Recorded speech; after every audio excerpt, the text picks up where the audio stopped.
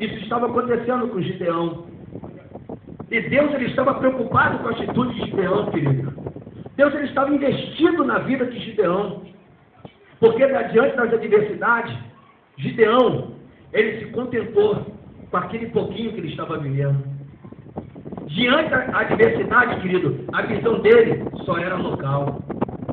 Diante das adversidades, ele não tinha mais motivação para avançar, para prosseguir, para fazer a diferença. Porque a adversidade, aos olhos de Gideão, estava maior do que a visão dele. Estavam buscando a visão dele. Escuta uma coisa, Deus ele entra em cena.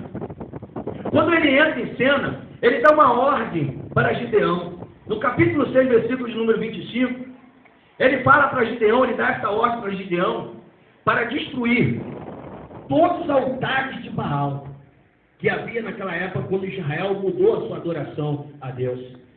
Quando Israel estava adorando outros deuses. Aí você pode questionar da seguinte forma: pastor, eu não adoro outros deuses.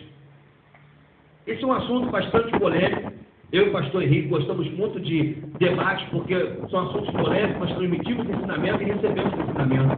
Mas escuta uma coisa, às vezes nós estamos dentro da igreja e estamos adorando outros deuses.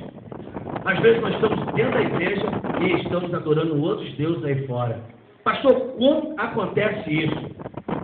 Todo ser humano que serve a Deus, e quando Deus emite uma ordem para esse ser humano ele desobedece, automaticamente ele já está adorando outros deuses. Porque ele vai fazer a vontade do seu adversário. E o adversário é um Deus minúsculo aí fora. E nós fazemos a vontade dele. Israel, querido, todas as vezes que teve queda, todas as vezes que não prevaleceu, é porque ele rompeu a vontade de Deus e estava cumprindo a vontade de outra pessoa e entrava no cativo. Escute uma coisa, Deus ele deu uma ordem para Gideão. Sabe qual foi a ordem de Gideão? Destruir o altar que o levava cativo. Destruir o altar que o levava cativo. Pastor, aonde está na Bíblia quando eu destruo o altar que me deixa cativo? A minha Bíblia e a sua Bíblia, ela diz o seguinte: quando você resiste o diabo não se afasta de você. A Bíblia diz: resistir ao diabo e ele fugirá de vós. Pastor, eu estou careca de ouvir e entender essa palavra. Escute uma coisa aqui, filho. Todas as pessoas que falam que acham que sabem muito e já está cansado de ouvir a palavra de Deus, essas são as maiores pessoas propensas a cair. Sabe por quê, filho? Quando essa palavra está dizendo aqui, quando você resiste o diabo e o diabo fugirá de vós, Deus ele começa daqui do altar, daí para baixo, ele diz assim, ó, eu falo assim porque todos nós estamos sujeitos a uma fraqueza. Ele fala assim, querido, porque todos nós estamos sujeitos a cair. Ele fala assim, sabe por quê, filho? Eu não te conheço, mas Deus ele te conhece. E há pessoas no nosso meio aqui, querido, que pela fraqueza não estão conseguindo resistir ao diabo. Eu não fui levantado por Deus como profeta para te julgar ou te criticar, não. Mas Deus ele traz à tona, querido, aquilo que está escondido. Ele traz a verdade à tona. E o Senhor nos fala através dessa palavra que nós estamos propensos, através da nossa fraqueza, deixarmos de resistir a alguma coisa que cria adversidade na nossa vida. Há pessoas aqui nessa noite, no nosso meio, que passam exatamente por isso. Se você for pegar a pessoa no íntimo, ter um particular com ela, você vai começar a vasculhar a vida dessa pessoa, arrancar do íntimo dessa pessoa algumas práticas que, por sua fraqueza, você não conseguiu resistir. Isso é um fato. Isso acontece daí para baixo. Existem práticas nossas, pensamentos nossos, obras nossas, querido, que por fraqueza nós não conseguimos liberar ela, nós não conseguimos se ausentar dela. Por isso a palavra e o Espírito de Deus ele entra em cena, primeiro para te trazer a verdade, segundo para te fortalecer e terceiro para você resistir esse mal que está assolando a sua vida, para que a bênção de Deus ela repouse sobre ti. Eu falo isso por experiência própria. Eu já tive as minhas fraquezas, assim como nós temos as nossas fraquezas. Se o Senhor está tocando nesse assunto, sabe o que Ele está falando, querido? Muitas das vezes, quando nós estamos nas nossas fraquezas, nós nos tornamos impotentes e nós fechamos no nosso mundo. A vergonha não permite você abrir o teu coração. A timidez não permite abrir o teu coração. A tua posição diante da sociedade, muitas vezes a pessoa fica retraído, com vergonha, todo mundo vai ficar sabendo, o pastor vai ficar sabendo, e tem vergonha, se isola no seu mundo. Aí sabe o que acontece? O adversário ele começa a prevalecer, assim como estava prevalecendo em Israel, levando Israel a cativo, aprisionando Israel, retendo as bênçãos de Deus para a vida de Israel, para a vida de Gideão. Querido, no nome de Jesus, como profeta de Deus, eu quero aqui lançar sobre a tua vida. Eu quero falar dentro da sua intimidade na noite desse dia. Para você, querido, que tem que passar por um período, uma fase de fraqueza. Você que na sua intimidade tem falado com Deus, querido, não tem feito exposição dessa sua fraqueza, dizendo: Senhor, eu não consigo sair disso. Senhor, eu não consigo liberar isso. Senhor, eu não consigo me ausentar disso. Deus, Ele separou esse culto para você nessa noite, dizendo assim: você não precisa tocar trombeta.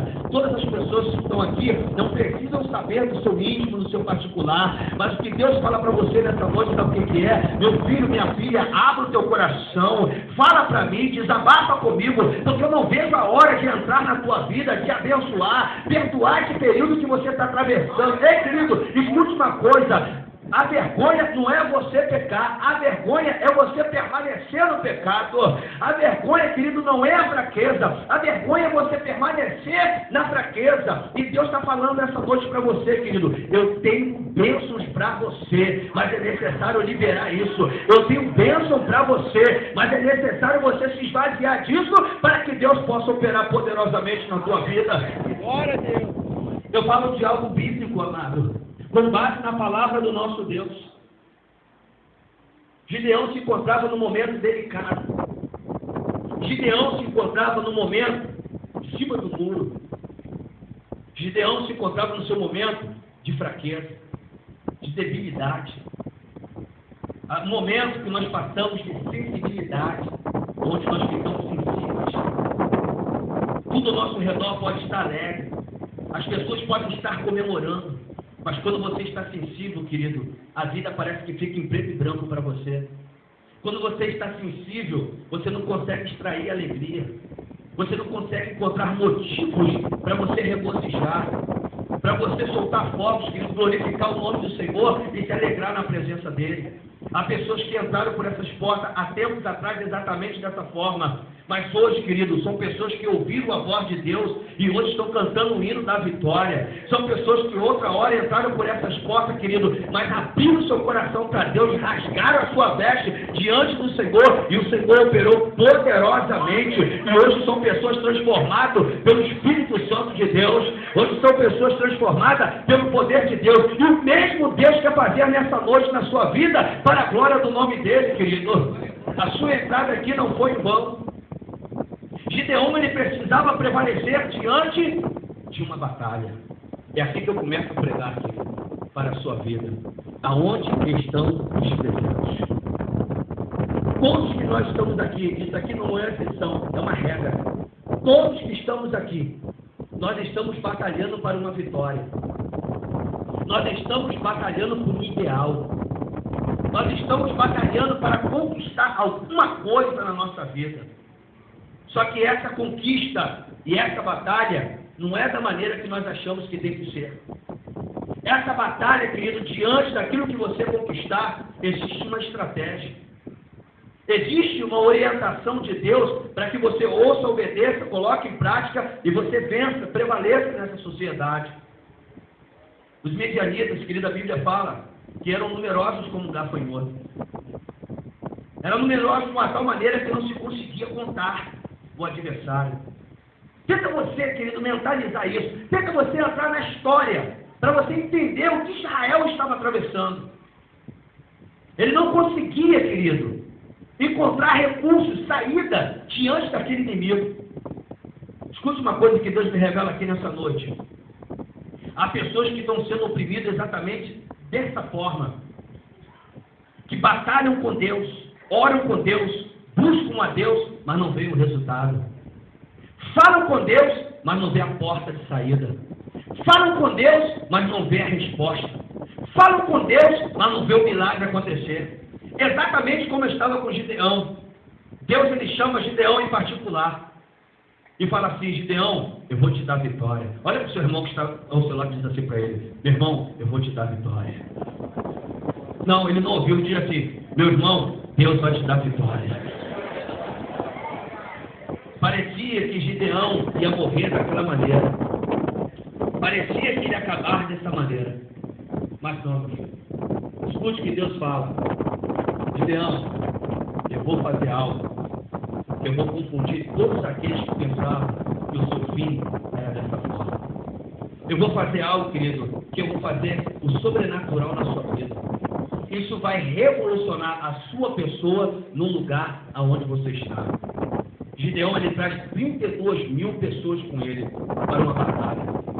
E Deus, ele começa a federar esse grupo que está com Gideão. Olha que coisa interessante. Esse primeiro grupo, Deus, ele fala assim para Gideão: Gideão, fale com esse grupo que os medrosos e os covardes não precisam ir para essa batalha. Eles podem ir embora. Meu Deus. A Bíblia fala que 22 mil pessoas retraem quando ouve essa palavra através da boca de Gideão. Quem são esses 22 mil pessoas? Esses medrosos e esses covardes que retraíram. São aquelas pessoas, querido, que em meio à adversidade, eles dão as costas, mas não encaram. São aquelas pessoas, querido, que diante da adversidade não tem força, não tem coragem, não tem ousadia para encarar, batalhar e dar fim do problema. Quando nós estávamos lá no Monte Carmelo, nós estávamos orando, e ali nós não sabíamos que não podia queimar o pedido de oração, porque é costume nosso, pelo menos da igreja aqui no Brasil, que está queimando os pedidos de oração. E naquele período ali, houve uma queimada. A árvore é como se fosse um ser humano lá em Israel. A árvore é uma coisa preciosíssima, porque lá é um deserto. Tanto é que cada árvore, ela tem um suprimento de água, uma mangueira em volta de cada tronco. E nós não sabíamos que teve uma queimada lá, queimou cerca de algumas árvores milenares e morreu 60 pessoas. Nós não sabíamos disso. E quando nós chegamos lá, né, crente eufórico, pentecostal, aquela coisa toda, lá em Israel, aquele furor, e nós começamos a queimar os pedidos de oração. E quando começaram a ver as fumaças subir, chamaram os polícias para a gente, os policiais, e vieram os policiais atrás de nós. Escute uma coisa, tinha cerca de 70 pessoas no Monte Carmelo queimando pedido de oração. Quando ouviram falar: vem as polícias aí! Olha, deu todo mundo linha na pipa, seco nas canelas, só ficou 3 pessoas no monte das 70 pessoas. O restante, todo mundo correu para dentro do ônibus. É assim que acontece conosco muitas das vezes, querido. Na adversidade, as pessoas correm, as pessoas fogem, as pessoas querem se poupar. Sabe por quê? Escute o que Deus manda falar nessa noite. Há pessoas dentro desses 22 mil aqui, que são os medrosos, os covardes, porque só querem as coisas prontas, só querem as coisas já preparadas, só querem as coisas já feitas, não querem cavar poços, querido, não querem se sacrificar, não querem correr atrás do seu objetivo, quer que chegue nas suas mãos, mas de mão beijada, com facilidade, querido. Ei, os covardes e os medrosos, Deus rejeita. Deus escolhe aqueles que são corajosos, querido, que batalham, aquele que encaram, aquele que está disposto a qualquer coisa. Escute essa. Aí eu entrei para dentro do ônibus. E eu já no azeite, na unção, quando eu entrei dentro do ônibus, eu tive que soltar uma palavra. Eu falei assim: que brasileiro é vocês, querido? Lá no Rio de Janeiro tá cheio de favela, cheio de bandido, é tiro para tudo quanto é lado, tem milícia, tem polícia, todo mundo trocando tiro. Agora chega aqui em Israel, no Monte Carmelo, e você vai correr porque você ouviu de polícia, querido. Que Deus que você serve, querido. Que batalha é essa que você entrou? A palavra do Senhor nos diz que aqueles que confiam no Senhor são como os montes do Sião, querido, que não vão prevalecer para todo sempre, a não